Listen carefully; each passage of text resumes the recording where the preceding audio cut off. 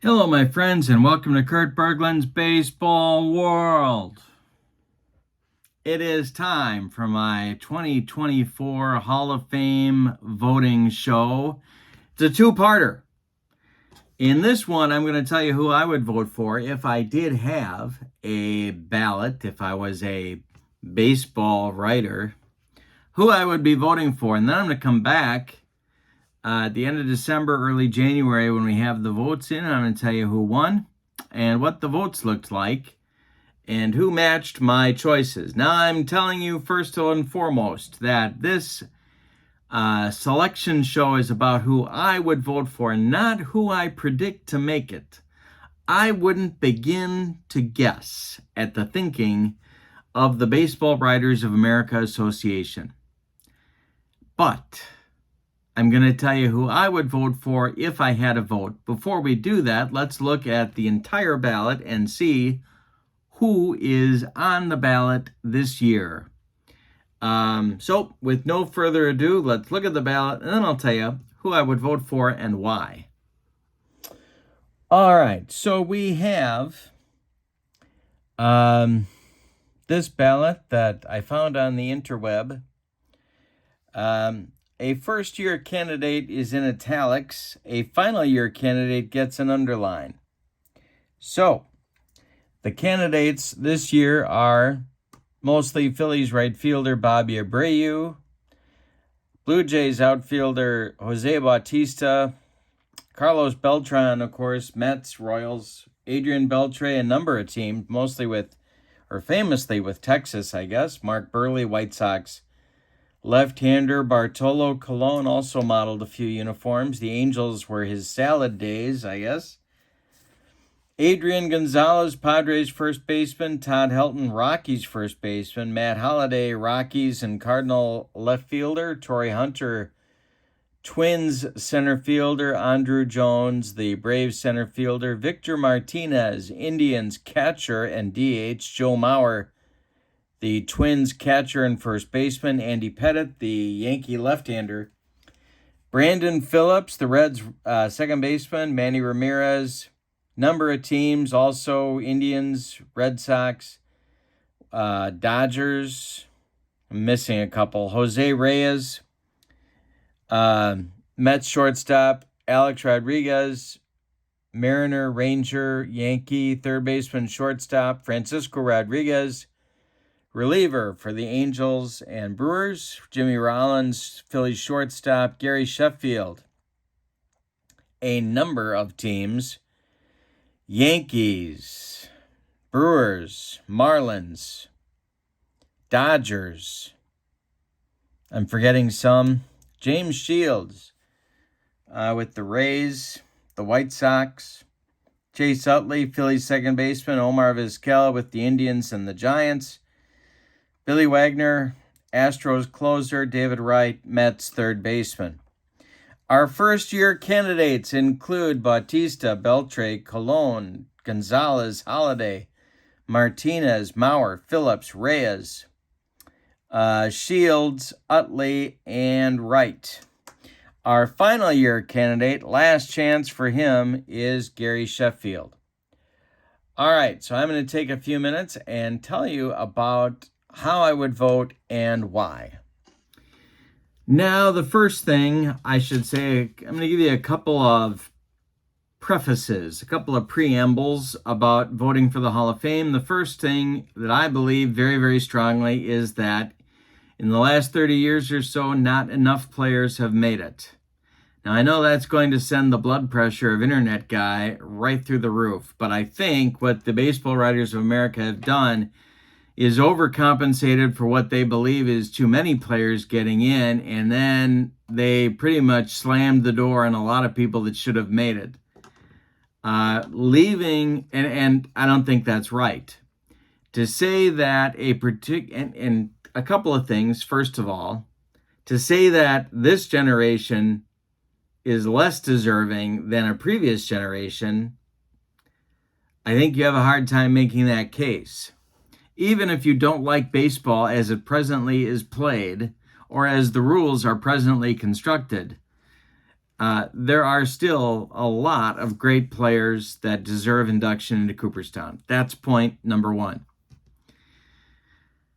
Point number two is that there's four criteria. One, to make Cooperstown.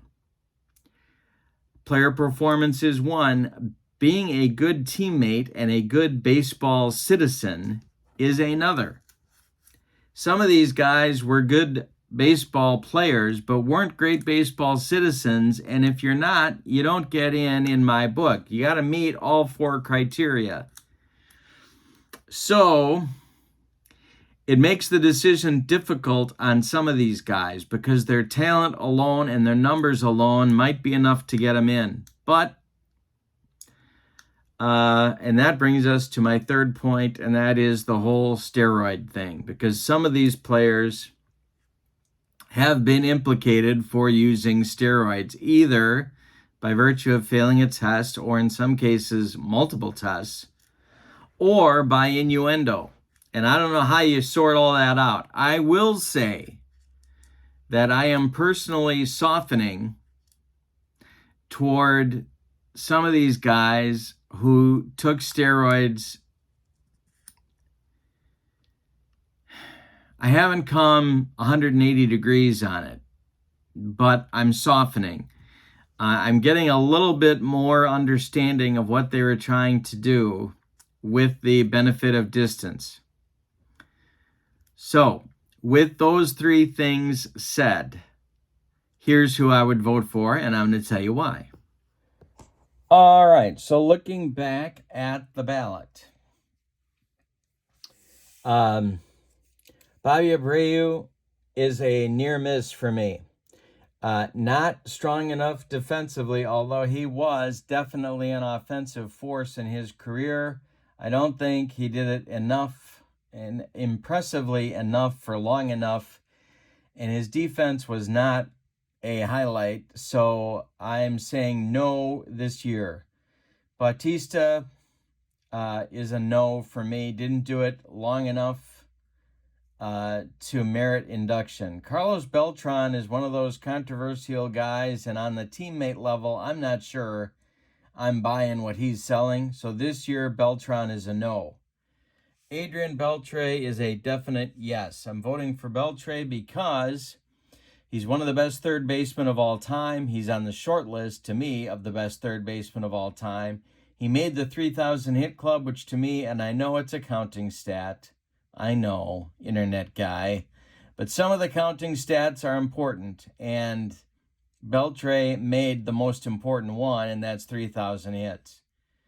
Mark Burley is a near miss. I loved his pitching, but his peak wasn't good enough, although his career was long enough at an excellent level. Same with Bartolo Colon. Adrian Gonzalez, I'm not ready yet. I find there to be nothing significant about being a first ballot Hall of Famer. I think that whole distinction of first ballot Hall of Famer or being voted in later on is just silly. To me, it's like being pregnant. You're either a Hall of Famer or you aren't. But I'm not ready to make Adrian Gonzalez a Hall of Famer yet. Todd Helton gets a big yes from me. And the reason he gets a big yes from me is not only the quality of his numbers, but the fact that he was a much better road player as a Rocky than Larry Walker was. And Larry Walker got in. If you look at Helton's numbers, I would encourage you to do so. Very interesting stats, especially his home road splits. He was not a Rockies creation. He was also an excellent defender. He gets in. Matt Holliday, I'm not voting for this time. And the reason I'm not voting for him this time, I think he's another near miss. But for me, the quality of his defense wasn't good enough, and his peak wasn't impressive enough to get in. Very good player, not a Hall of Fame player. Same could be said for Torrey Hunter, except his problem wasn't defensively. His problem is more his offensive peak wasn't impressive enough to me. Andruw Jones. a superior defender, not enough of a hitter to get my vote. I don't vote for him. I also think that in the second half of his career, people forget all the problems Bobby Cox had with the guy. They stuck with him, and they would not, in my view, have been wrong for giving up on him. So he came around, he matured, but I don't see him as a Hall of Fame caliber offensive player. Victor Martinez, first ballot. I'm not voting for him here. He was clearly a very, very good offensive player. I'm not quite there yet, but I could see myself getting there, hearing a few more arguments on his behalf. Joe Mauer gets a big yes from me. Joe Mauer is the premier catcher of his generation in the American League. And I know he played some first base, which diminished the impact of his numbers, but I think he's a no-brainer. Andy Pettitte is a steroid guy.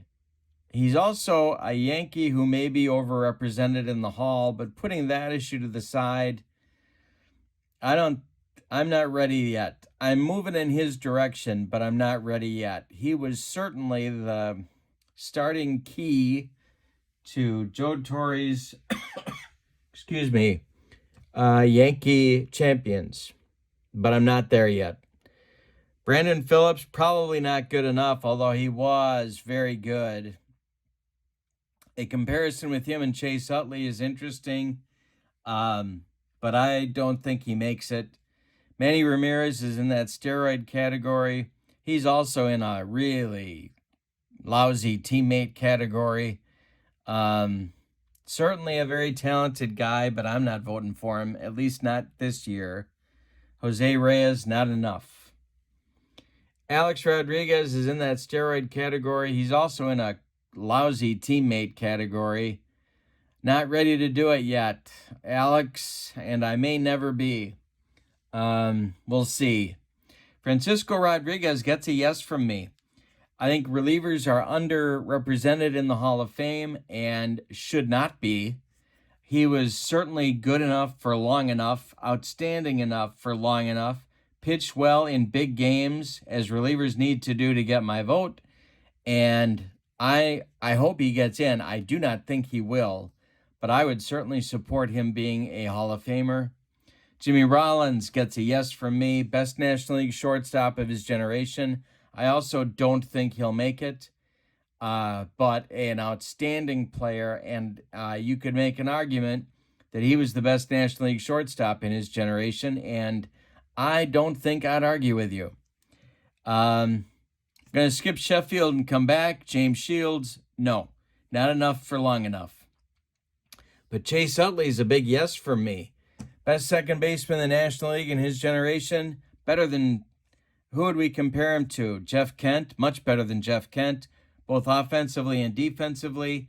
I think his slide as a Dodger that caused the rule change is probably going to count against him. I don't know if he's going to make it in, but I hope he does. His numbers are certainly worthy of it. I'm going to come back to Omar Vizquel. Billy Wagner absolutely should be in my opinion. Relievers, again, underrated. And Billy Wagner, if you think back, when Billy Wagner was pitching for the Astros, when he came in, the game was over. And that's his job.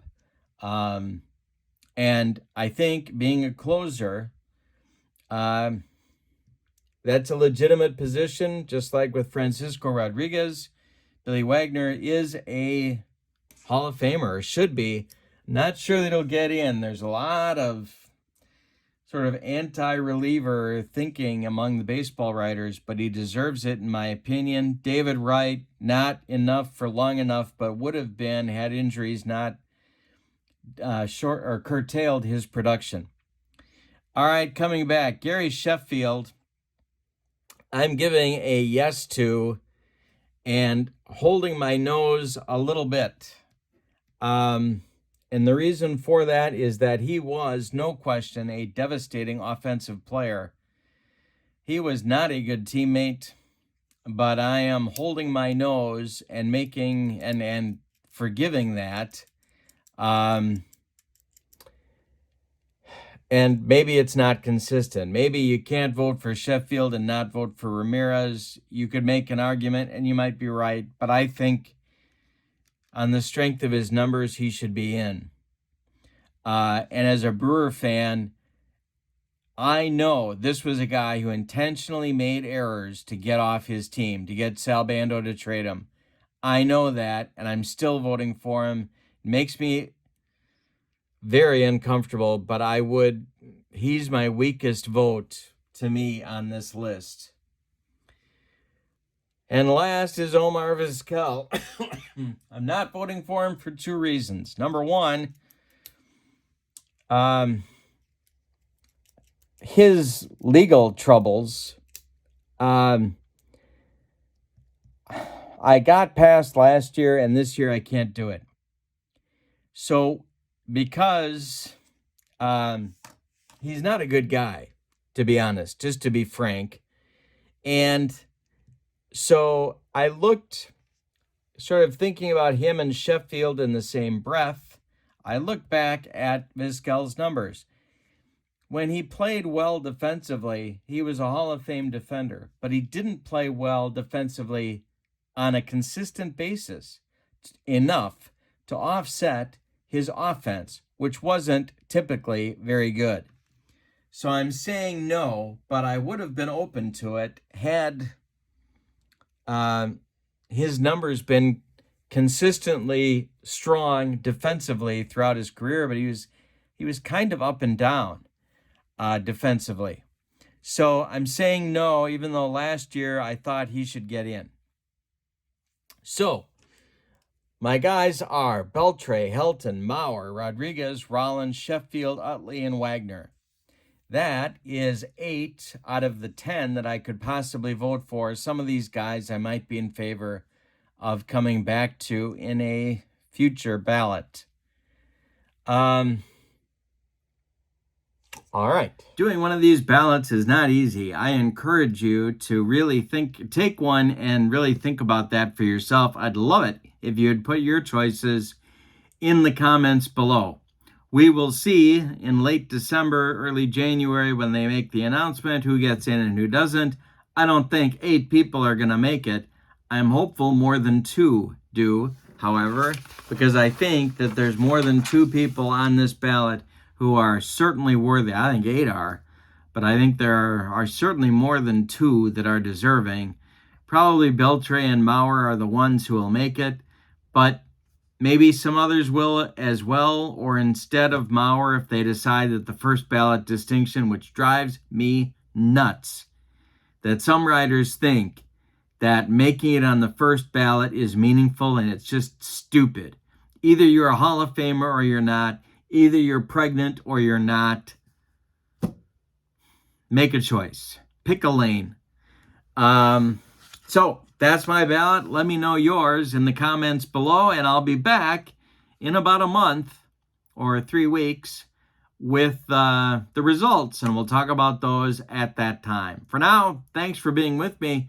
I hope you have a great evening. So long, everybody.